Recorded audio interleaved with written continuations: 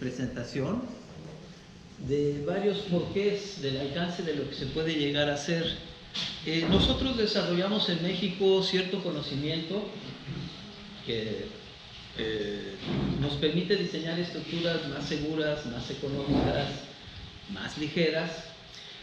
Y esto llevamos unos 15 o 10 años discutiendo acerca de este tipo de sistemas estructurales, pero al principio veíamos que no había una conexión emocional entre las posibilidades que ofrecen estas nuevas tecnologías y una convicción del ingeniero para usarlas.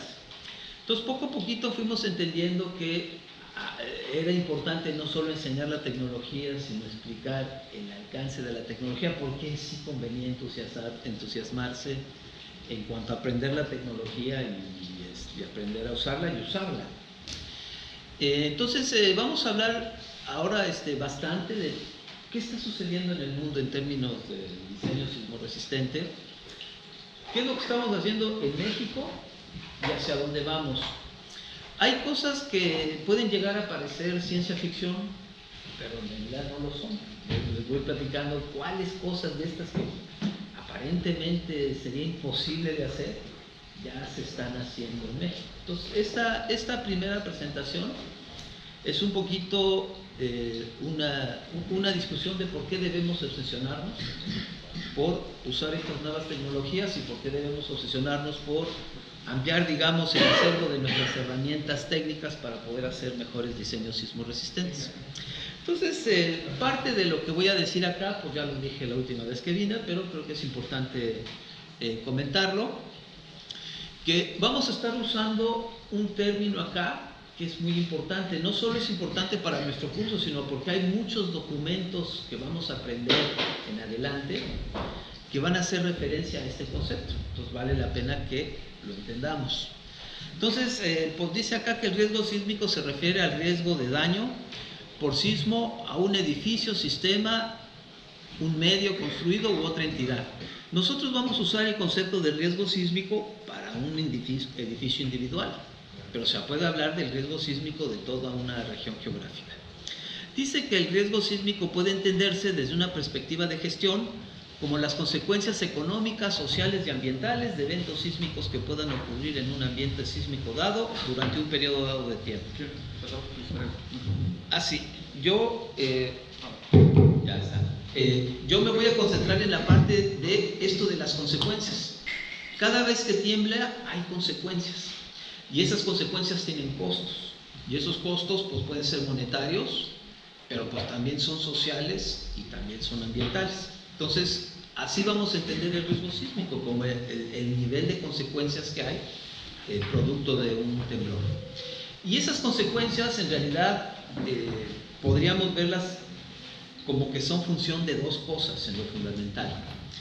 De lo que podríamos llamar el nivel de peligro, que de alguna manera me dice qué tan fuerte tiembla, cuál es la intensidad de los temblores. A mayor nivel de peligro sísmico, pues las consecuencias podría yo entender que deberían ser mayores.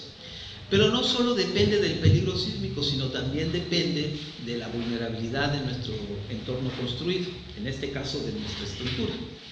Entendamos que ser vulnerable a un fenómeno natural significa ser susceptible a sufrir daño y tener dificultad para recuperarse del mismo.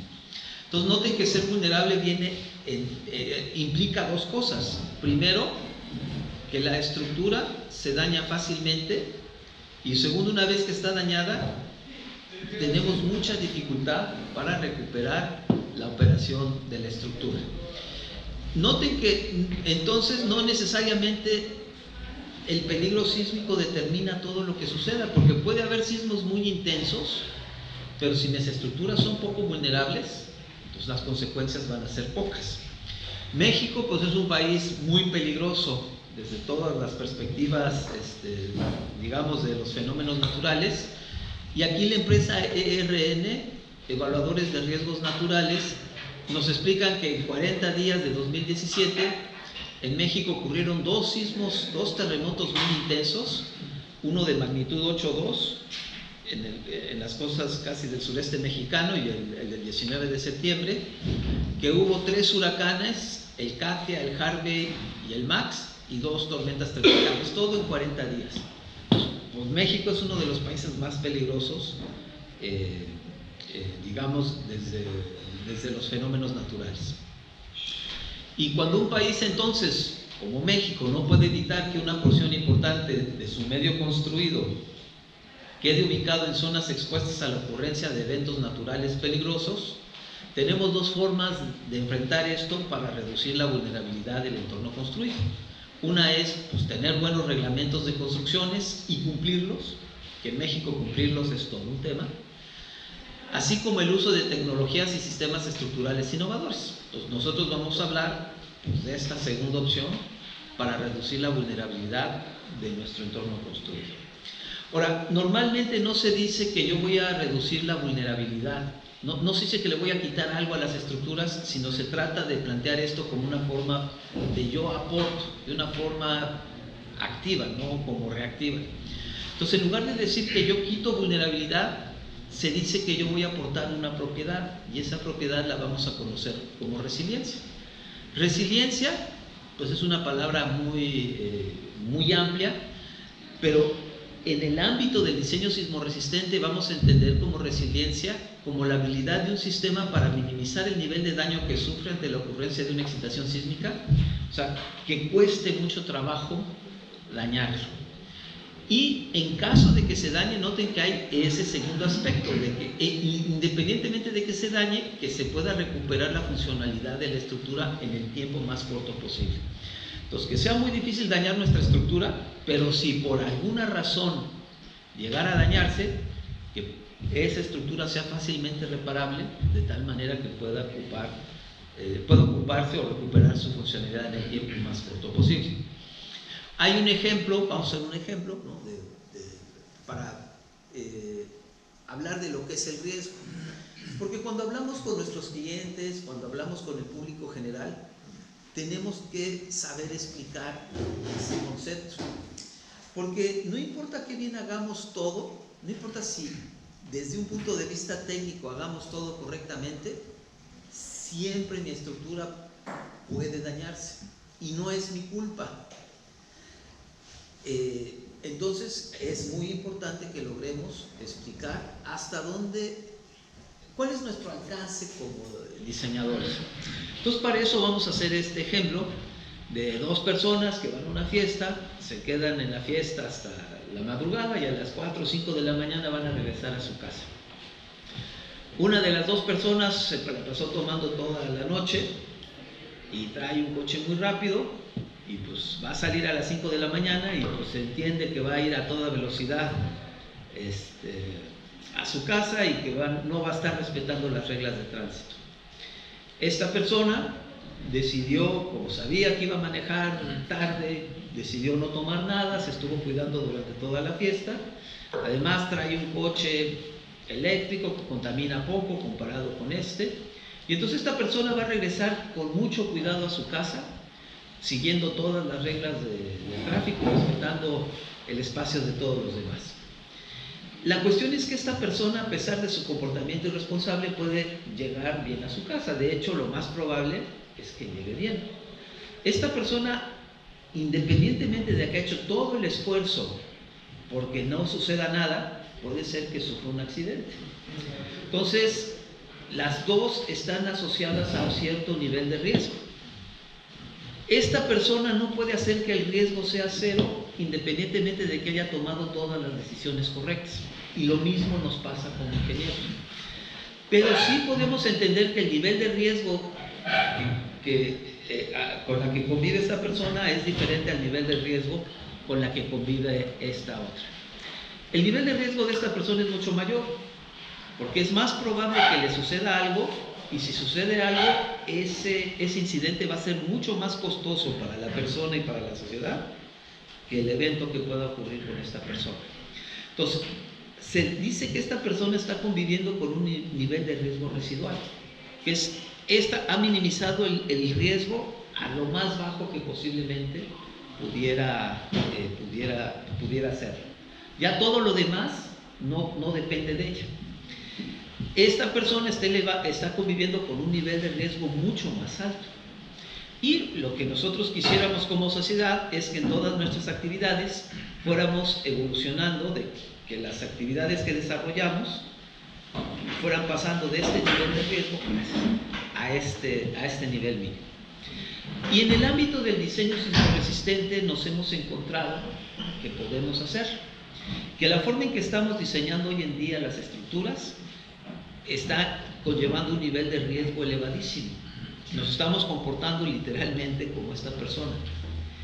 Y que tenemos todas las herramientas para hacer un cambio en nuestros enfoques de diseño de tal manera de que bajemos este nivel de riesgo a un nivel de riesgo residual. O sea, no podemos evitar que haya daños cuando tiembla, pero podemos minimizarlos a ese nivel residual. Ahora, ¿por qué realmente no estamos haciendo un diseño sismorresistente que aproveche todo lo que hoy sabemos? Pues normalmente se dice que hay cosas que no se pueden, que hacerlo resulta muy caro, que no se necesita, que es muy complejo, y entonces ¿para qué? Y después de esta presentación, lo que yo voy a contender es que no solo urge desde puntos de vista social y ambiental, sino que además es lo sensato económicamente, porque con una inversión marginal podemos obtener enormes beneficios monetarios también. O sea, no solo es desde un punto de vista humano es una cosa que debemos hacer, sino desde un punto de vista de retorno, hace sentido. Entonces, en términos del avance tecnológico, pues debemos ser muy claros que hoy en día el ingeniero estructural cuenta con conocimiento técnico y herramientas prácticas que le permiten diseñar y construir entornos resilientes y por lo tanto a contribuir a mitigar el riesgo sísmico. Entonces, por ejemplo, en la UNAM el año pasado se llevó a cabo el primer ensayo en Latinoamérica de un sistema de aislamiento de un péndulo de fricción. Son aisladores de fricción, son platos, y entonces pues ustedes pueden ver que hay una excitación sísmica muy severa en la base del sistema, pero el sistema responde muy poco al movimiento del terreno, pues porque le anteponemos entre la superestructura y el terreno una serie de dispositivos muy flexibles que le permiten acomodar el movimiento del terreno sin dañarse. Entonces ese tipo de pruebas pues, se están haciendo en México, y además tenemos las herramientas numéricas.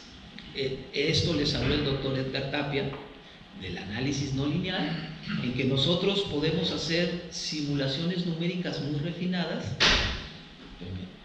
Es que lo dicho, de repente, a ver si en esta... A ver, voy a cambiar la vista, porque en esta vista siempre me fallan los videos, no sé por qué.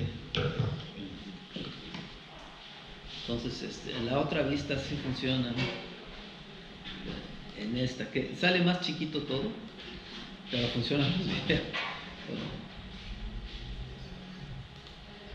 Bueno, entonces el doctor Edgar Tapia les explicó cómo se establecen estos modelos y cómo es que a través de las demandas no lineales en ciertas zonas específicas del sistema estructural podemos evaluar cómo evoluciona el daño, digamos, a lo largo y ancho del sistema estructural y a través del tiempo. En función con el nivel de daño en esos elementos estructurales, yo puedo tomar una decisión de si mi estructura es lo suficientemente resiliente o no, y podría yo ajustar el diseño, incluso usando dispositivos de control, para lograr los niveles de resiliencia que yo busco.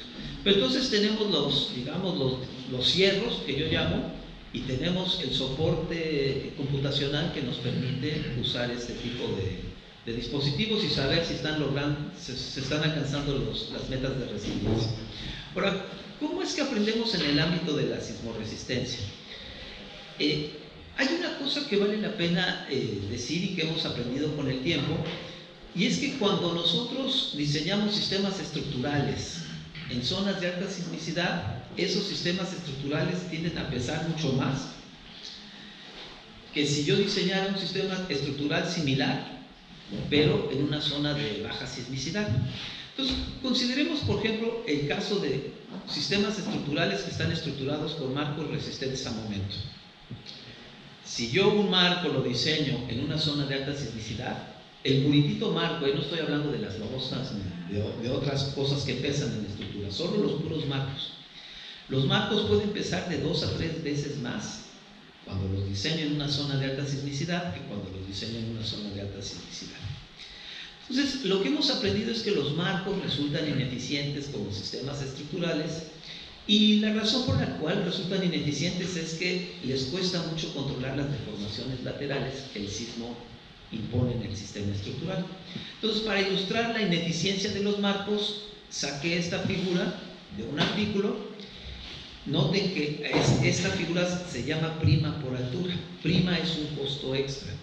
Aquí hay el número de pisos y aquí está el peso promedio del sistema estructural de marcos. Son libras por pie cuadrado. Esto no corresponde a sismo, corresponde a viento.